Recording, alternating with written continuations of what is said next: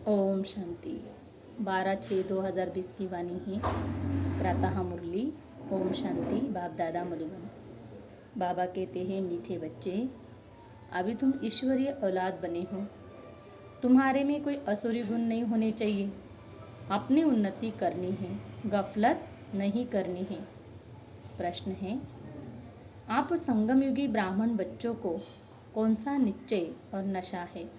उत्तर, हम बच्चों को निश्चय और नशा है कि अभी हम ईश्वरीय संप्रदाय के हैं।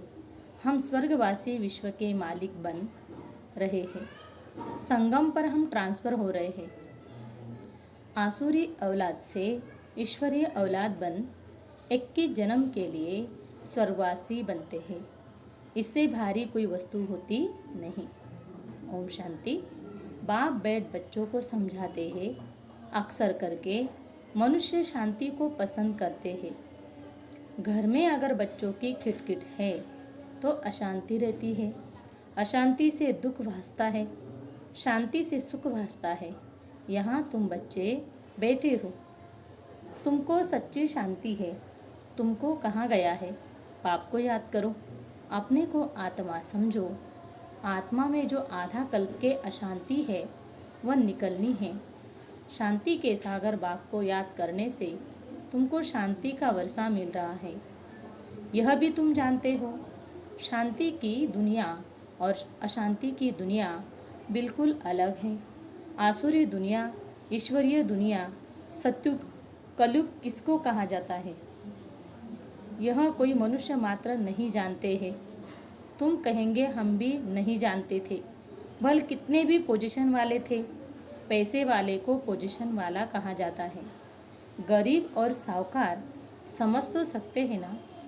वैसे तुम भी समझ सकते हो बरोबर। ईश्वरीय औलाद और असुरी औलाद। अभी तुम मीठे बच्चे समझते हो हम ईश्वरीय संतान हैं। यह पक्का निश्चय है ना? तुम ब्राह्मण समझते हो हम ईश्वरीय संप्रदाय, स्वर्गवासी, विश्व के मालिक बन रहे हैं। रहम हरदम वह खुशी रहनी चाहिए। बहुत थोड़े हैं जो यथार्थ रीति से समझते हैं।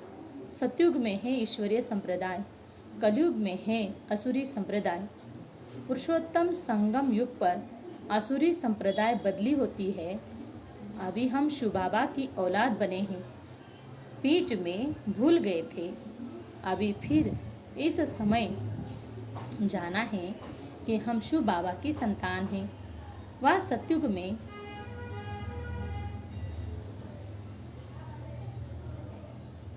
में कोई अपने को ईश्वरीय औलाद नहीं कहलाते। वहाँ है दैवी औलाद। इनके पहले हम असुरी औलाद थे, अभी ईश्वरीय औलाद बने हैं। हम ब्राह्मण बी के हैं। रचना है एक बाप की। तुम सब भाई बहन हो और ईश्वरीय औलाद हो। तुम जानते हो बाबा से राज्य मिल रहा है। भविष्य में जाकर हम देवी स्वराज्य पाएंगे, सुखी होंगे बरोबर। सतयुग है सुख का धाम, कलयुग है दुख धाम। यह सिर्फ तुम संगम युगी ब्राह्मण जानते हो। आत्मा ही ईश्वरीय औलाद है, यह भी जानते हो। बाबा स्वर्ग की स्थापना करते हैं, वह रचता है ना। नरक का क्रिएटर तो नहीं है, उनको कौन याद करेंगे? तुम मीठे मीठे बच्चे जानते हो बाप स्वर्ग की स्थापना कर रहे हैं। वह हमारा बहुत मीठा बाप है।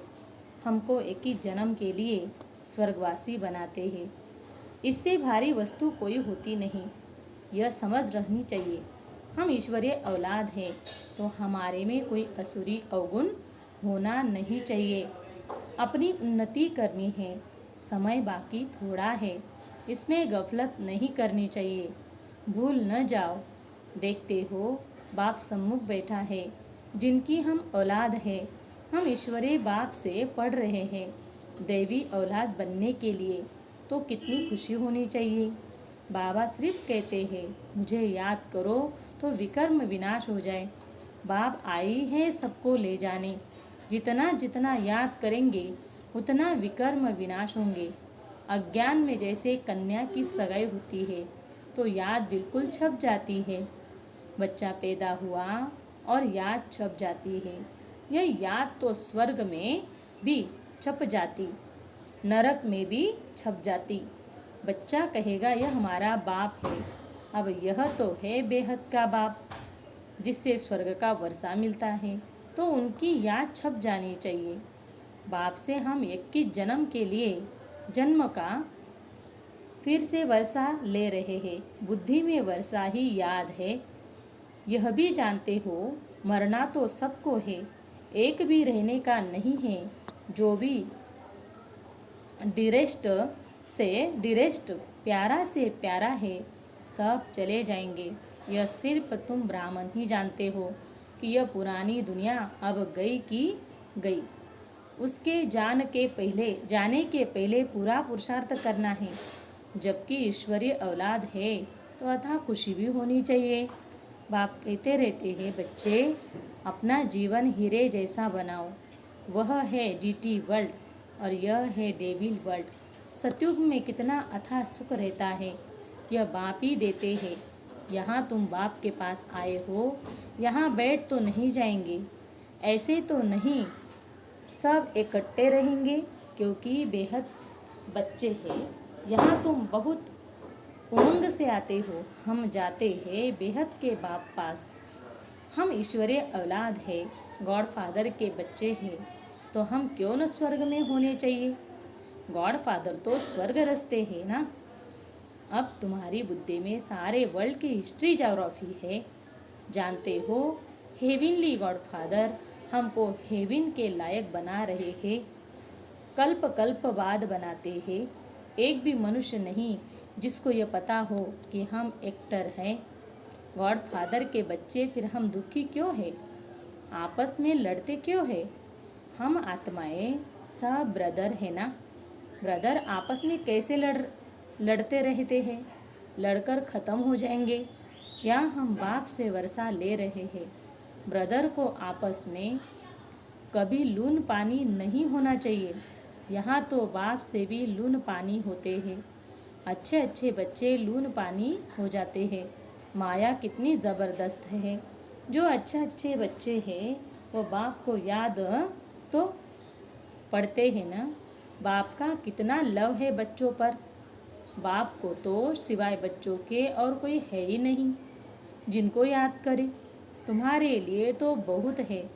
तुम्हारी बुद्धि इधर उधर जाती है, धंधे आदि में भी बुद्धि जाती है। हमारे लिए तो कोई धंधा आदि भी नहीं है। तुम अनेक बच्चों के अनेक धंधे हैं, हमारा तो एक ही धंधा है। हम आई है बच्चों को स्वर्ग का वर्षा वारियर्स बनाने। बेहद के बाप की प्रॉपर्टी सिर्फ तुम बच्चे हो। गॉड फादर है ना, सभी आत्माएं उनकी प्रॉपर्टी है। माया ने छिछी बना दिया है। अब गुलगुल बनाते हैं बाप। बाप कहते हैं मेरे में तो तुम ही हो। तुम्हारे ऊपर हमारा मोह भी है। चिट्ठी नहीं लिखते हो तो ओना हो जाता है। अच्छे बच्चों की चिट्ठी नहीं आती है। अच्छे बच्चों को एकदम माया ख़त्म कर देती है। ज़रूर दे अभिमान है। बाप कहते रहते हैं अपनी खुश खैराफत लिखो। बाबा बच्चों से पूछते भी है, बच्चे तुमको माया हैरान तो नहीं करती है। बहादुर बन माया पर जीत पहन रहे हो ना। तुम युद्ध के मैदान में हो ना।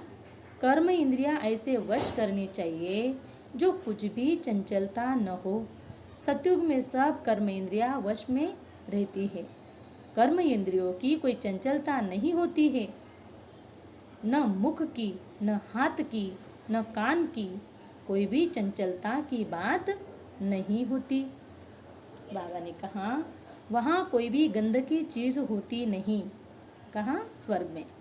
यहाँ योग बल से कर्म इंद्रियों पर जीत पाते हो। बाप कहते हैं कोई भी गंदी बात नहीं, कर्म इंद्रियों को वश करना है, अच्छी रीति पुरुषार्थ करना है। टाइम बहुत थोड़ा है। गायन भी है, बहुत गई थोड़ी रही, अभी थोड़ी रहती जाती है।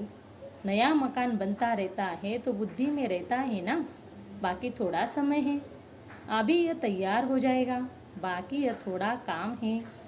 वह है हद की बात और यह है बेहद की बात। यह भी बच्चों को समझाया गया है। उन्हों का है साइंस बल, तुम्हारा है साइलेंस का बल। उनका भी बुद्धि बल, तुम्हारा भी बुद्धि बल। साइंस की कितनी इन्वेशन निकालते रहते हैं। अभी तो ऐसे बॉम्ब्स बनाते रहते हैं जो कहते हैं वहाँ बैठे बैठे छोड़ेंगे तो सारा शहर ख़त्म हो जाएगा। फिर यह सेनाएं, एरोप्लेन आदि भी काम में नहीं आएंगे। तो वह है साइंस बुद्धि, और तुम्हारी है साइलेंस बुद्धि। वह विनाश के लिए निमित्त बने हुए हैं और तुम अविनाशी पद पाने के लिए निमित्त बने हो। यह भी समझने की बुद्धि चाहिए ना। तुम बच्चे समझ सकते हो बाप कितना सहज रास्ता बताते हैं। भल कितनी भी अहिल्याए कुब्जाए हो, सिर्फ 2 अक्षर याद करने हैं, बाप और वर्षा। फिर जितना जो याद करे और संग तोड़ एक बाप को याद करना है। बाप कहते हैं मैं जब अपने घर परम धाम में था तो भक्ति मार्ग में तुम पुकारते थे बाबा आप आएंगे तो हम सब कुछ कुर्बान करेंगे। यह हुए जैसे करनी घोर को पुराना सामान दिया जाता है। तुम बाप को क्या देंगे? इनको ब्रह्मा को तो नहीं देते हो ना। इनसे भी सब कुछ दे दिया, इसने भी सब कुछ दे दिया। यह थोड़े ही यहाँ बैठ महल बनाएंगे। यह सब कुछ शिव बाबा के लिए है, इनके डायरेक्शन से कर रहे हैं। वह करन करावन हार है, डायरेक्शन देते रहते हैं। बच्चे कहते हैं बाबा आप हमारे लिए एक ही हो, आपके लिए तो बहुत बच्चे हैं। बाबा फिर कहते हमारे लिए सिर्फ तुम बच्चे हो, तुम्हारे लिए तो बहुत है। कितने देह के संबंधियों आदि की याद रहती है। मीठे मीठे बच्चों को बाप कहते हैं जितना हो सके बाप को याद करो और सबको भुलाते जाओ। स्वर्ग की राजाई का मक्खन तुमको मिलता है, जरा ख्याल तो करो कैसे यह खेल की रचना है। तुम सिर्फ बाप को याद करते हो और स्वदर्शन चक्रधारी बनने से चक्रवर्ती राजा बनते हो। अभी तुम बच्चे प्रैक्टिकल में अनुभवी हो। मनुष्य तो समझते हैं भक्ति परंपरा से चली आई है, विकार भी परंपरा से चले आए हैं। इन लक्ष्मी नारायण राधे कृष्ण को भी तो बच्चे थे ना। अरे हाँ, बच्चे क्यों नहीं थे, परंतु उन्हों का कहा जाता है संपूर्ण निर्विकारी।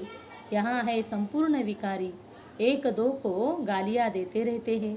अब तुम बच्चों को बाप श्री श्री की श्रीमत मिलती है, तुमको श्रेष्ठ बनाते हैं। अगर बाप का कहना नहीं मानेंगे तो फिर थोड़े ही बनेंगे। बाबा ने कहा अब मानो न मानो, सपूत बच्चे तो फौरन मानेंगे। पूरी मदद नहीं देते हैं तो अपने को घाटा डालते हैं। बाप कहते हैं मैं कल्प कल्प आता हूँ, कितना पुरुषार्थ कराता हूँ, कितना खुशी में ले आते हैं। बाप से पूरा वर्षा लेने में ही माया गफलत कराती है, परंतु तुम्हें उस फंदे में नहीं फंसना है। माया से ही लड़ाई होती है, बहुत बड़े बड़े तूफान आएंगे, उसमें भी वारी सोपर जास्ती माया वार करेगी, रुस्तम से रुस्तम हो लड़ेगी। जैसे वैद्य दवाई देते हैं तो बीमारी सारी बाहर निकल आती है, यहाँ भी मेरे बनेंगे तो फिर सबकी याद आने लग पड़ेगी। तूफान आएंगे, इसमें लाइन क्लियर चाहिए। हम पहले पवित्र थे, फिर आधा कल्प अपवित्र बने, अब फिर वापस जाना है। बाप कहते हैं मुझे याद करो तो इस योग अग्नि से तुम्हारे विकर्म विनाश होंगे। जितना याद करेंगे उतना उच्च पद पाएंगे। याद करते करते तुम घर चले जाएंगे। इसमें बिल्कुल अंतर्मुखता चाहिए। नॉलेज भी आत्मा में धारण होती है ना, आत्मा ही पढ़ती है। आत्मा का ज्ञान भी परमात्मा बाप ही आकर देते हैं। इतना भारी ज्ञान तुम लेते हो विश्व का मालिक बनने के लिए। मुझे तुम कहते ही हो पतित पावन, ज्ञान का सागर, शांति का सागर।